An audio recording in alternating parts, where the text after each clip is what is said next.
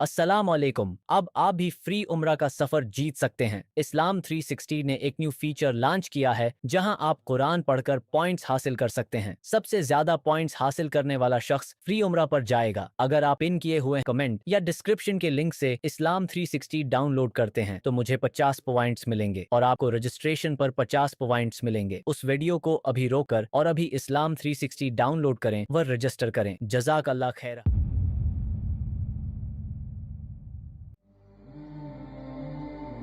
लेकिन ये जो सामरी के बारे में एक मिथ मशहूर है ना कि वो कोई जादूगर था। जादूगर नहीं था वो, ना उसने कहीं क्लेम किया कि मैं जादूगर हूँ। एक शोबदाबाज था वो, जिसने सैयदना मूसा अला नबीना व अलैहिस्सलातु वस्सलाम के कोहे तूर पे जाने के बाद उनकी उम्मत को, ज़ाहिर है कि वो आप अलैहिस्सलाम के सहाबा इकराम ही थे, फितने में मुब्तला कर दिया। इस हाल में कि उनके अपने छोटे भाई, बल्कि बड़े भाई, मनसब नबूवत के एतबार से छोटे थे, उम्र में उनसे बड़े थे, सैयदना हारून अला नबीना व अलैहिस्सलातु वस्सलाम, वो भी उनमें मौजूद थे। इसके बावजूद उसने इस किस्म का फितना उनमें डाला कि वो कौम बनी इसराइल जो है वो उस फितने के अंदर मुब्तला हो गई। तो ये जो सामरी का वाक़या है ये सूरह ताहा के अंदर डिटेल के साथ आया है। कुरान हकीम का ये जो पोर्शन है इसकी हम आयात कवर कर लेते हैं। पारा नंबर 16 के अंदर जाके ये सूरह ताहा आती है। सूरत नंबर है 20, इसमें आयत नंबर है 83 से लेके 98 तक। इसमें ये पूरा वाक़या है, इसको जल्दी जल्दी हम कवर कर लेते हैं ताकि समझ आ जाए कि ये वाक़या हुआ क्या था। सूरतुल बकरा में तो इसका इजमालन जिक्र है, सिर्फ इतना कि ये जो लोग मुर्तद हुए थे, जिन्होंने बछड़े को रब मान लिया था, उनकी सज़ा अल्लाह ताला ने ये मुकर्रर की थी कि उनको कत्ल किया जाएगा। तौरात में इसका जिक्र मिलता है कि ये 3000 के करीब लोग थे। अब ज़ाहिर है वो टेम्पर्ड फॉर्म में, बाज़ इसराइली रवायतों में 70,000 है, बाली हज़ारों की तादाद में थे जो एक दिन में कत्ल किए गए थे। और हर कबीले वाले को कहा गया था कि वो अपने कबीले के उस बंदे को कत्ल करे जिसने ये कुफ्र किया है। बल्कि सूरतुल बकरा में आया कि तुम्हारे रब के हुजूर तुम्हारी तौबा का तरीका ही ये है कि तुम अपनों को कत्ल करो। हर कबीले वाले अपने अपने कबीले वाले उन लोगों को कत्ल करें जो मुर्तद हो गए थे। दूसरों से करवाते तो फिर वो कबायली तासुब जन्म ले लेता, क्योंकि 12 कबाइल थे।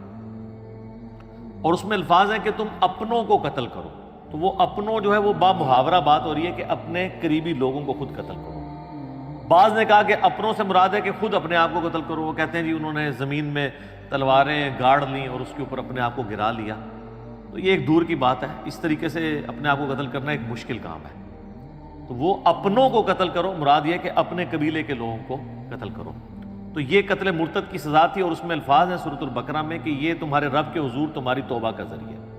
बाकी डिटेल वाक़या कि ये क्यों हुआ था सूरतुल अराफ में भी जिक्र है, लेकिन जिस शान के साथ सूरह ताहा में आया ना, और किसी सूरत में नहीं। आयत नंबर 83 से, आऊज़ु बिल्लाहि मिनश शैतानिर रजीम, वमा आजलका अन कौमिका या मूसा, ए मूसा तुझे किस चीज़ ने उजलत में डाला कि तू अपनी कौम को छोड़कर मेरे पास आ गया।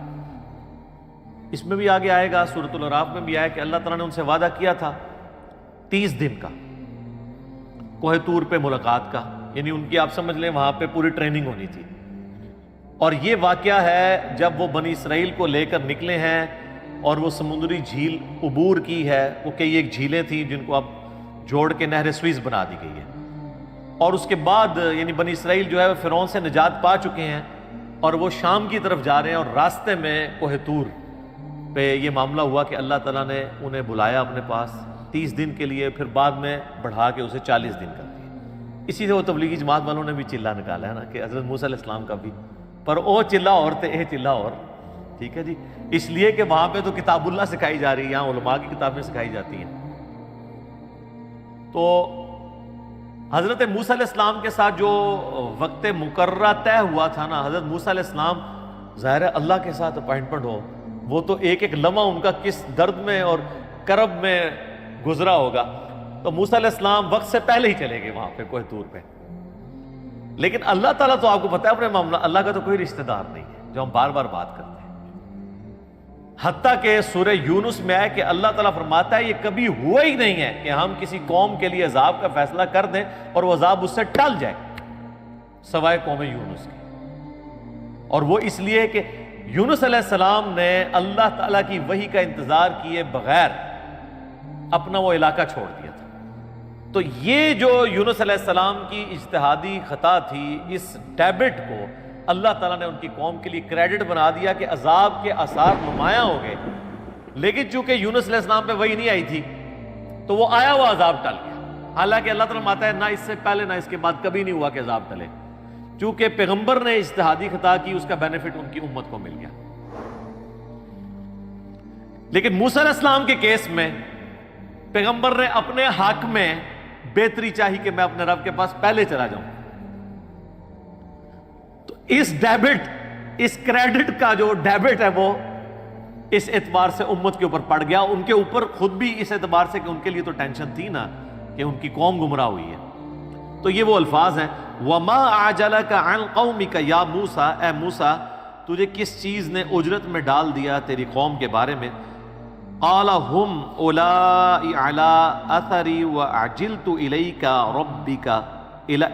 رَبِّي لِتَرْضَىٰ، انہوں نے کہا کہ اے اللہ میری قوم میرے پیچھے نقش قدم پہ چلتی آ رہی ہے، وہ بھی میرے تک آ پہنچے گی، اور میں نے یہ جو اجرت اختیار کی تو اے میرے رب تیری رضا چاہنے کا، میں تو جلدی تیرے پاس آنا چاہتا تھا۔ اور آپ کو پتہ ہے اسی موقع پہ یہاں تو نہیں ہے، سورۃ الاعراف میں کہ انہوں نے اللہ تعالیٰ کی زیارت کی بھی تمنا کر دی تھی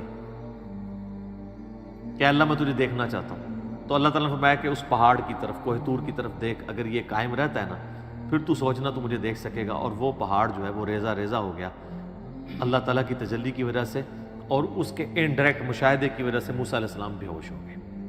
یہاں پہ وہ واقعہ سکپ ہے، لیکن وہ اسی 40 والا جو 40 دن کا چلہ آپ اسے کہہ لیں، اس کے اندر ہی یہ ہوا تھا۔ قَالَ فَإِنَّا قَدْ فَتَنَّا قَوْمَكَ مِن بَعْدِكَ وَأَضَلَّهُمُ السَّامِرِيُّ، تو پھر اللہ تعالیٰ نے فرمایا کہ بے شک ہم نے تیرے بعد تیری قوم کو فتنے میں ڈال دیا، آزمائش کے اندر، اور انہیں سامری نے گمراہ کر دیا۔ اب ظاہر گمراہ تو سامری نے کیا ہے، اور اللہ تعالیٰ کہہ رہے ہیں میں نے فتنے میں ڈال دیا۔ اس طرح کی جتنی قرآن پاک میں آیات ہیں نا جن کے اندر آیا کہ اللہ تعالیٰ گمراہ کر دیتا ہے، اس سے مراد یہ ہے کہ وہ لوگ خود گمراہی کمانا چاہتے ہیں تو اللہ تعالیٰ کی ڈیوائن مور ان کے اوپر لگتی ہے۔ اللہ نے تو آزمانا ہے انسان کو، وَلَنَبْلُوَنَّكُمْ بِشَيْءٍ مِّنَ الْخَوْفِ وَالْجُوعِ وَنَقْصٍ مِّنَ الْأَمْوَالِ وَالْأَنفُسِ وَالثَّمَرَاتِ، ہر طریقے سے اللہ تعالیٰ نے آزمانا ہے۔ تو ذریعہ کوئی بھی بن جاتا ہے، شیطان بھی ایک ذریعہ بنا ہوا ہے آزمائش کا۔ تو ان آیات کا مقصد یہ ہوتا ہے کہ اس سے یہ رزلٹ نکالنا چاہیے کہ اللہ تعالیٰ چاہتا تو اس فتنے کو ٹال بھی سکتا تھا، لیکن اللہ نے اس فتنے کو آزمائش بنا دیا، ورنہ زبردستی تو کوئی اس طریقے سے نہیں کر سکتا، نہ اللہ زبردستی کرتا، یعنی اگر اللہ تعالیٰ زبردستی کرنا چاہتا تو اس فتنے سے قوم کو ٹال سکتا تھا، لیکن ان کے لیے ایک آزمائش بن گئی۔ فرجع موسیٰ الی قومہ غضبان آسفا، پس موسیٰ علیہ السلام لوٹے اپنی قوم کی طرف غصے کی حالت میں اور غم کی حالت میں، غضب کی حالت میں۔ اچھا اس سے یہ پتہ چل رہا ہے کہ وہ 40 دن کا جو ان کی اللہ کے ہاں صحبت تھی نا، اس کے اینڈ پہ اللہ تعالیٰ نے ان کو یہ بات بتائی ہے، ورنہ تو وہ 40 دن بھی ان کے بیچارے کے ٹینشن میں گزرتے، کس طرح وہ 40 دن گزارتے تو فوراً واپس ہی آتے گئے۔ یہ اینڈ پہ یہ بات کی ہے کیونکہ اس کے ساتھ ہی ذکر ہے کہ وہ فوراً پلٹے، تو ظاہر ہے کہ وہ 40 دن گزارنے کے بعد پلٹے۔ قال یا قوم الم یعدکم ربکم وعدا حسنا، انہوں نے کہا میری قوم کیا تمہارے رب نے تم سے اچھا وعدہ نہیں کیا ہوا تھا؟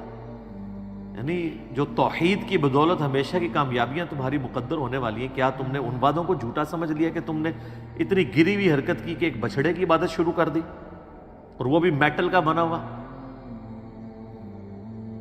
افطال علیکم العہد ام اردتم ان یحل علیکم غضب من ربکم فاخلفتم موعدی، کیا تم پہ میرے جانے کے بعد اتنا لمبا عرصہ گزر گیا تھا کہ تم وہ عہد توڑ بیٹھے؟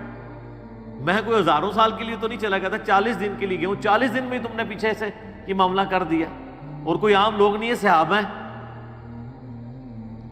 پیغمبر کی صحبت کی ہوئی ہے، اور ایک پیغمبر بھی بیچ میں موجود ہے، ہارون علیہ السلام۔ یا تم نے ارادہ کیا کہ تم خود اللہ کا عذاب اپنے اوپر حلال کر لو، اللہ کا غضب، اور تم نے میرے ساتھ جو وعدہ کیا تھا اس کی تم نے مخالفت کر دی۔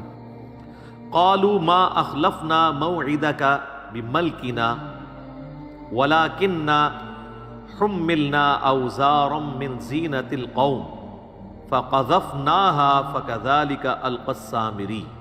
وہ کہنے لگے کہ ہم نے کوئی آپ کے ساتھ وعدے کی مخالفت نہیں کی، بلکہ ہوا یہ کہ ہمارے پاس جو قوم کے زیورات، ہم نے ان کا وزن اٹھایا ہوا تھا۔ ظاہر ایک لمبا پیریڈ ان کو سفر کرنا پڑ رہا ہے ریگستان میں، اور انہوں نے اپنی قوم کے جو زیورات اٹھائے ہوئے تھے، عورتوں نے بھی پوری زیورات میں لدی ہوئی تھی، تو وہ انہوں نے ارادہ کیا ہوگا کہ اسے ایک جگہ جمع کر دیا جائے تاکہ ایک ہی اونٹ پہ اسے رکھا جائے اور پگھلا کے اسے جمع کر کے ایک جگہ کمبائنڈ فارم میں آ جائے، اور بعد میں جس کا جتنا سونا اور چاندی ہے اتنا اسے توڑ کے دے دیا جائے گا۔ تو انہوں نے کہا ہم نے یہ جمع کیا اور وہ سامری کے پاس ڈال دیا، تو اس نے سامری نے پھر کام ڈال دیا اس کے ساتھ، اس نے آگ میں اسے ڈالا۔ فَأَخْرَجَ لَهُمْ عِجْلًا جَسَدًا لَهُ خُوَارٌ فَقَالُوا هَذَا إِلَٰهُكُمْ وَإِلَٰهُ مُوسَىٰ فَنَسِيَ وَلِعَوْذُ بِاللَّهِ تعالیٰ۔ اس نے جو ہے وہ آگ میں ڈالا اور اس میں سے ایک چھوٹا سا میٹل کا بچڑا بنا کے، جس طرح گائے کا بچہ ہے وہ نکالا، جس میں سے آواز بھی نکلتی تھی، یعنی یہ بیسیکلی تو پیچھے سے یہ بھی مصر کا رہنے والا تھا، اور جس طرح بانسری ہے آپ کو پتہ ہے کھوکھلی ہوتی ہے، اس میں ذرا سی ہوا چلے تو آواز نکل جاتی ہے، وہ آپ آواز خود منہ سے نکال رہے ہوتے ہیں، تو اگر تیز ہوا چلے اور اس طرح کہ اس کا ڈیزائننگ کی جائے تو اس میں سے بھی آواز نکلتی تھی۔ باتیں نہیں کرتا تھا وہ، بس سائیں سائیں کی آواز آتی تھی، اور وہ کہنے لگا کہ یہ ہے تمہارا الہ اور موسیٰ کا الہ۔ موسیٰ تو بھول گیا ہے، استغفر اللہ۔ افلا یرون الا یرجع الیہم قولا ولا یملک لہم ضرا ولا نفعا۔ اللہ تعالیٰ فرماتا ہے کہ انہوں نے اتنی بھی عقل نہیں استعمال کی کہ یہ ان سے باتیں تو کرتا ہی نہیں ہے، خالی آواز ہی نکل رہی ہے۔ ویسے میں کہتا ہوں کہ موسیٰ علیہ السلام کے ساتھی اس زمانے میں ہوتے ہیں تو انہوں نے ہزاروں کے حساب سے الہ بنا لینے تھے۔ آج تو کمپیوٹر کا دور ہے، موبائل کا دور ہے، گھر گھر ٹی وی لگے ہوئے ہیں، جو مرضی کرا لو، روبوٹوں کو دیکھ کے تو ویسے ہی سجدے ڈگ پینا سی، ٹھیک ہے۔ وہ تو روبوٹ تو آرٹیفیشل انٹیلیجنس کے ساتھ بھی ہیں، وہ بول بھی سکتے ہیں، یہ فرق ہے جناب۔ تو یہ کوئی اس کو صحابہ کی توہین نہ سمجھے، لوگوں کے دماغ میں فوراً کیڑا آنا شروع ہو جاتا ہے کہ موسیٰ علیہ السلام کے صحابہ کی توہین کر دی تو یہ اللہ نے توہین کی ہوئی ہے، یا نعوذ باللہ یہ واقعات اس لیے بیان کیے کہ ان کو بیان کرنا ہی حرام ہے، یا توہین مذہب کا الزام لگ جائے گا۔ یہ ساری کی ساری چیزیں اس لیے ہیں کہ تاکہ عبرت پکڑی جائے۔ تو اللہ تعالیٰ ماتا ہے انہوں نے یہ بھی نہیں دیکھا کہ وہ ان کے نفع نقصان کا مالک بھی نہیں ہے، نہ ان کے ساتھ وہ کلام کر سکتا ہے۔ وَلَقَدْ قَالَ لَهُمْ هَارُونُ مِنْ قَبْلُ، اور حضرت موسیٰ علیہ السلام کے آنے سے پہلے ہی ہارون علیہ السلام بھی ان پہ کوشش کر چکے تھے۔ انہوں نے اپنی قوم سے کہا یا قومی انما فتنتم بہ، اے میری قوم اللہ نے تمہیں اس کے ذریعے آزمایا ہے۔ اب اس میں چیز بھی کوئی ایسی نہیں تھی، لیکن بس وہ آزمائش میں پڑ گئے۔ وَإِنَّ رَبَّكُمُ الرَّحْمَنُ فَاتَّبِعُونِي وَأَطِيعُوا أَمْرِي، تمہارا رب تو وہ رحمان ہے، پس میری اتباع کرو اور میرے حکم کی جو ہے وہ میرے تابع فرمان بن جاؤ۔ تو ہارون علیہ السلام کی بات انہوں نے نہیں سنی، یعنی ہارون علیہ السلام کو تو پتہ تھا کہ یہ آزمائش ہے، لیکن دو گروہ بن گئے، دو پارٹیاں بن گئی۔ قالوا لن نبرح علیہ عاکفین حتی یرجع الینا موسیٰ، انہوں نے کہا کہ ہم اس وقت تک اس بت پہ، اس بچڑے کے اوپر اعتکاف کر کے دھیان رکھ کے بیٹھے رہیں گے یہاں تک کہ موسیٰ علیہ السلام آ کے ہمیں خود نہ منع کرے۔ جیسے یہاں بھی کئی لوگوں کو کہتے ہیں نا یار داڑھی رکھ لو، چھوٹی چھوٹی داڑھی رکھ لو، وہ کہتا ہے جی نبی علیہ السلام خود آ کے خواب میں اشارہ فرمائے تو میں انشاءاللہ میری نیت ہے۔ تو میں کہتا ہوں نبی علیہ السلام نے 1400 سال پہلے تازگین ہے کہ عورتوں کی مخالفت کرنی ہے آپ نے، کم از کم اتنی داڑھی رکھیں کہ یہ شیو آپ کی ختم ہو جائے تو آپ بس گناہ سے آزاد ہیں۔ تو کہتے ہیں موسیٰ علیہ السلام آئیں گے، وہ ہمیں کہیں تو قال یا ہارون ما منعک اذ رأیتم ضلوا، اب موسیٰ علیہ السلام نے تو انہوں پتا ہے پھر غصہ جلال، انہوں نے کہا پہلے تو میں ذرا اپنے بھرا نوں پوچھا کہ میں تیری ڈیوٹی لا کے گیا سا، تو کیا کیتا ہے؟ اے ہارون تجھے کس چیز نے منع کیا کہ تو اپنی قوم کو اس طرح گمراہ ہوتے ہوئے دیکھتا رہا؟ اللہ تتبعن، کہ تو میرے پیچھے ہی آ جاتا مجھے بتانے کے لیے کہ تواڈے ساتھیوں نے پیچھے کام پاتا ہے۔ افعصیت امری، کیا تو نے میرے حکم کی نافرمانی کی؟ قال یا ابن ام لا تأخذ بلحیتی ولا برأسی، انہوں نے کہا اے میرے ماں جائے، یعنی ایک محاورتاً بات کہ ہم دونوں کی ماں ایک ہے، یعنی ہم سگے بھائی ہیں آپس میں، مت کھینچ میری داڑھی اور میرے سر کے بالوں۔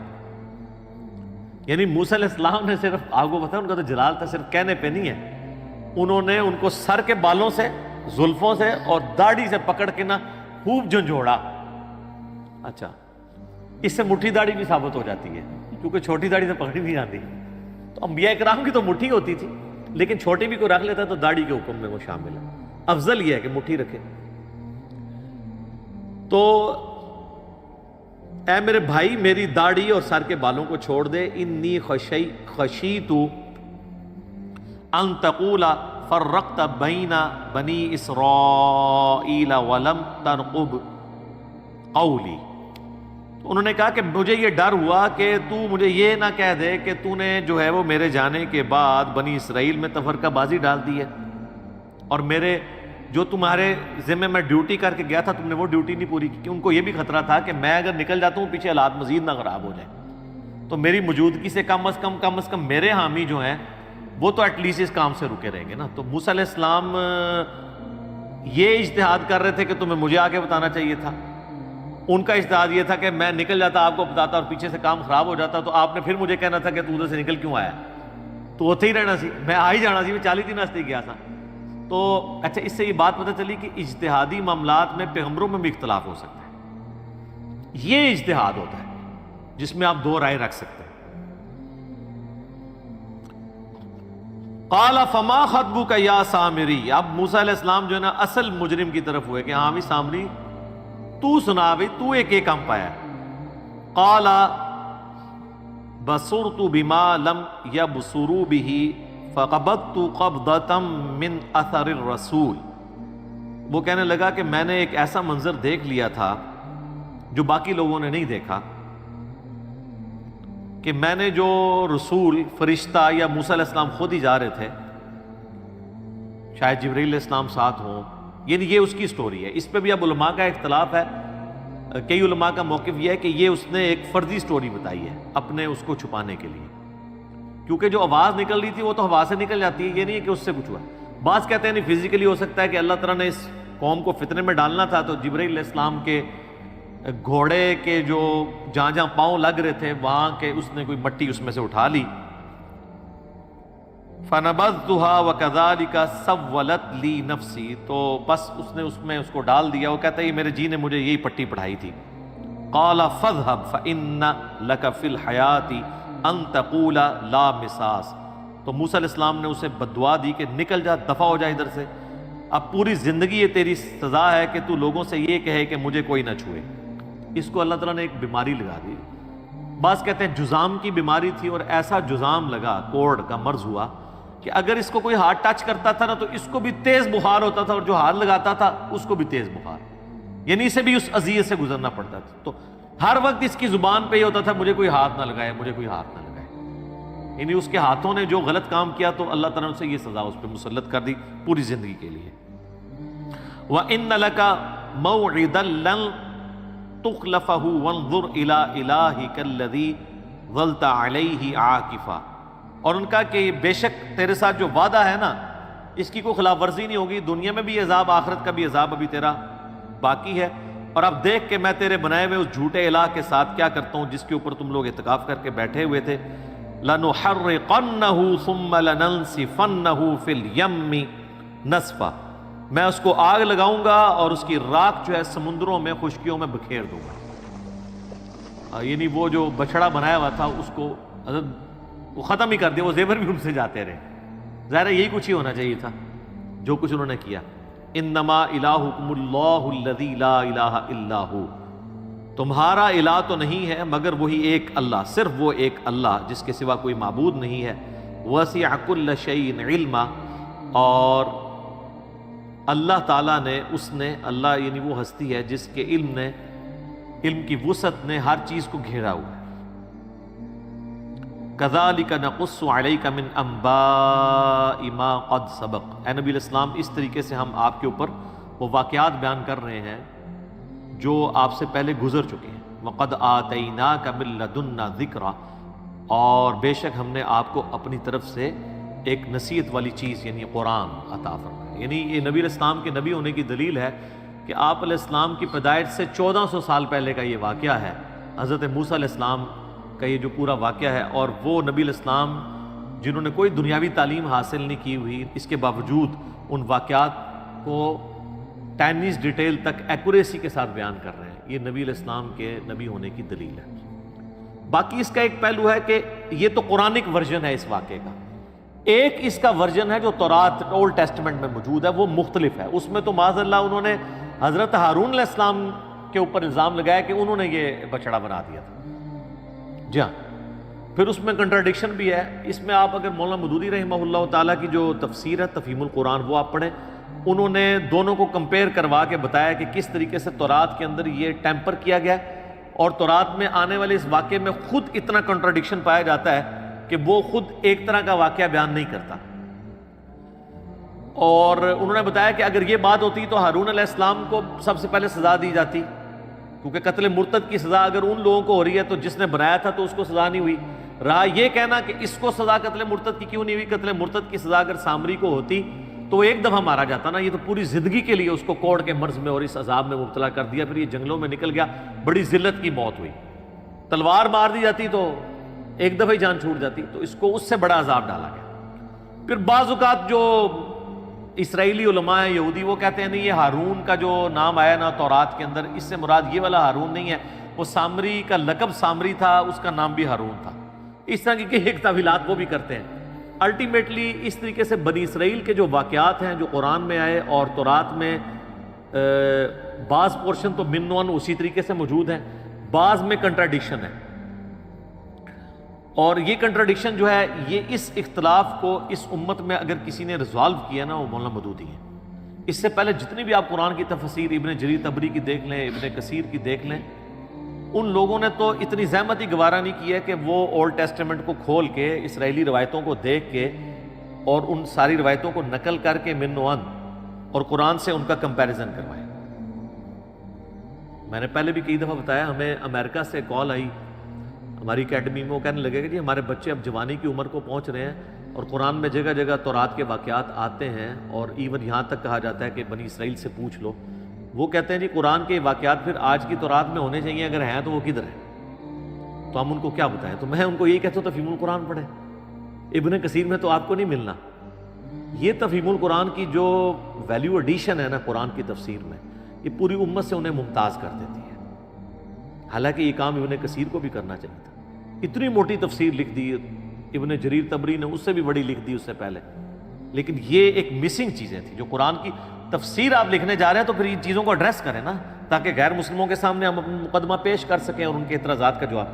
مودودی صاحب کیا کرتے ہیں کہ قرآن میں جو واقعات آئے بنی اسرائیل کے، چاہے یوسف علیہ السلام کے واقعات ہوں، موسیٰ علیہ السلام کے واقعات ہوں، ان سارے واقعات میں کہاں کہاں قرآن غلطی نہیں کھاتا اور تورات میں وہ کنٹراڈکشن کی وجہ سے غلطی ہیں وہ ہائی لائٹ کرتے ہیں.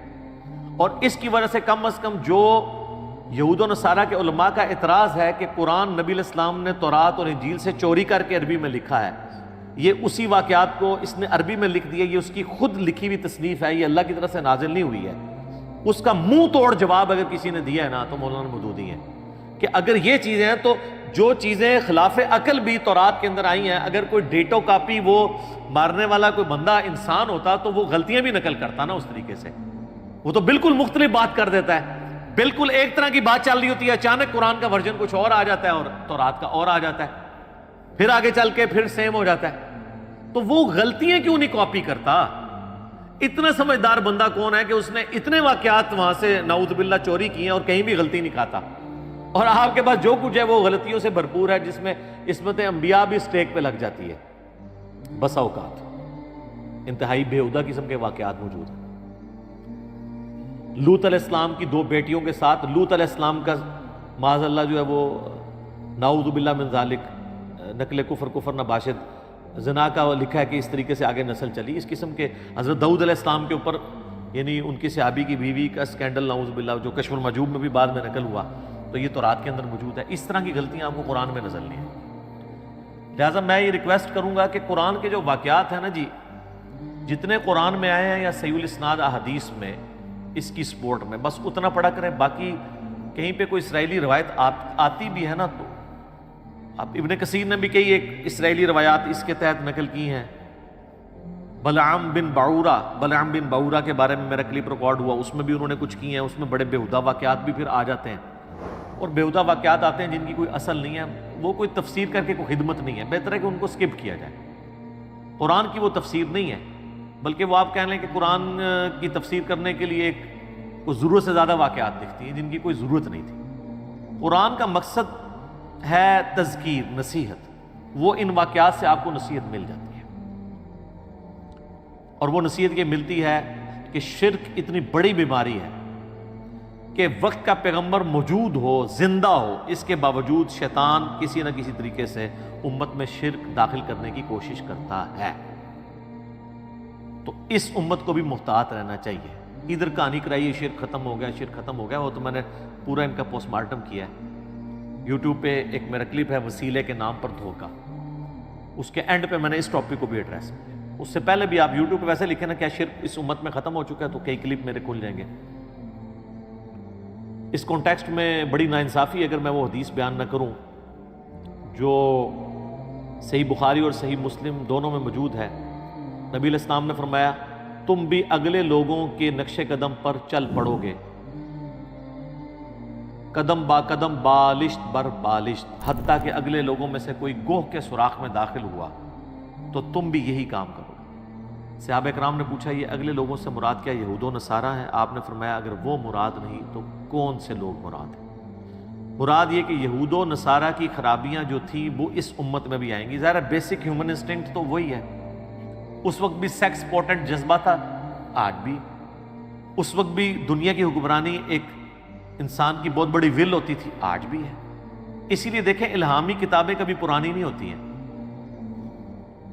क्योंकि इल्हामी किताबें इंसानी नफ्सियात के साथ डील करती हैं। इंसानी नफ्सियात कभी पुरानी नहीं होगी। टेक्नोलॉजी पुरानी हो सकती है, इंसानी नफ्सियात तो वही है।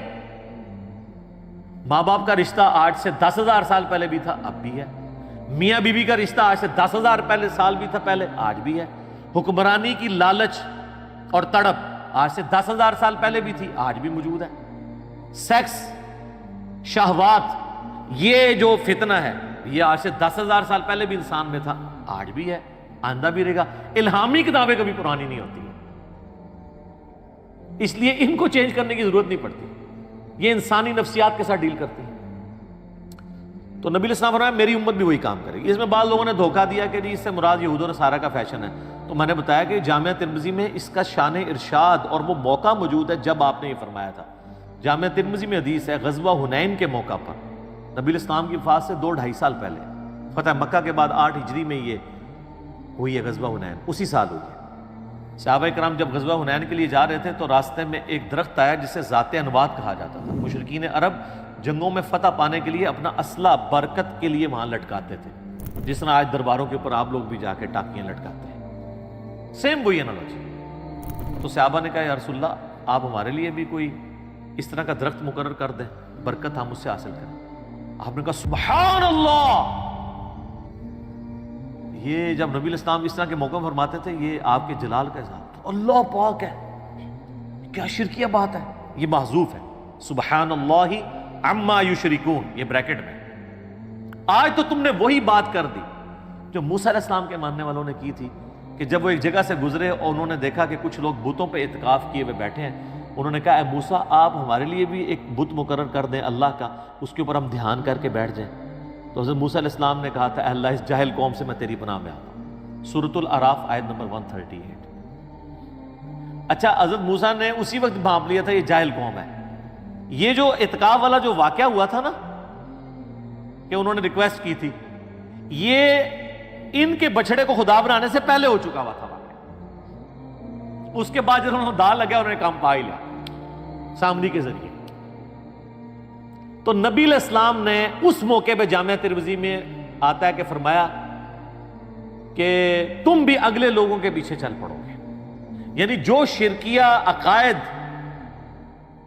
اور مشرکانہ رسومات اگلی قوموں میں تھی اس قوم میں بھی آئیں گی، اس امت میں۔ تو سر دیکھ لیں، کوئی ایک بات بتائیں جو اگلی قوموں میں تھی اور یہاں پہ موجود نہیں ہے، کوئی ایک چیز بتائیں۔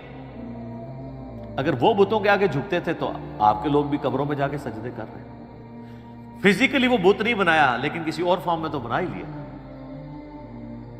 اور ان مزاروں پہ رکھے ہوئے پتھروں کو چاٹتے ہیں۔ اور تو اور آپ کے پرائم منسٹر صاحب کتنے پڑھے لکھے بندے ہیں، وہ فرید الدین گنج شکر کے مزار کے اوپر جا کے ان کی وائف نے انہیں گرا دیا، ایک پڑھے لکھے بندے کو، جس نے اسلامک ہسٹری کے اوپر کتاب لکھی ہوئی ہے، جو ہمیں جو ہے وہ لیکچرز کے اندر جو ہے وہ جنگ یرموک اور قادسیہ، رومنز اور پرشین امپائر کی جنگوں کے حوالے دیتے ہیں، اور کہاں پہ بھی اس پہ میری ویڈیو آ گئی تھی۔ تو یہ نیچے تک چیزیں ٹریول کرتی ہیں۔ تو اس واقعے سے آپ نے یہ عبرت حاصل کرنی تھی کہ شرک اتنی خطرناک چیز ہے کہ وہ کسی بھی وقت داخل ہو سکتی ہے، حتیٰ کہ وقت کا پیغمبر بھی موجود ہونا تب بھی یہ داخل ہو سکتی ہے۔ تو سر آج تو پیغمبر موجود نہیں ہے، تو آج بھی داخل ہوگی اور ہوئی بھی نظر بھی آتی ہے۔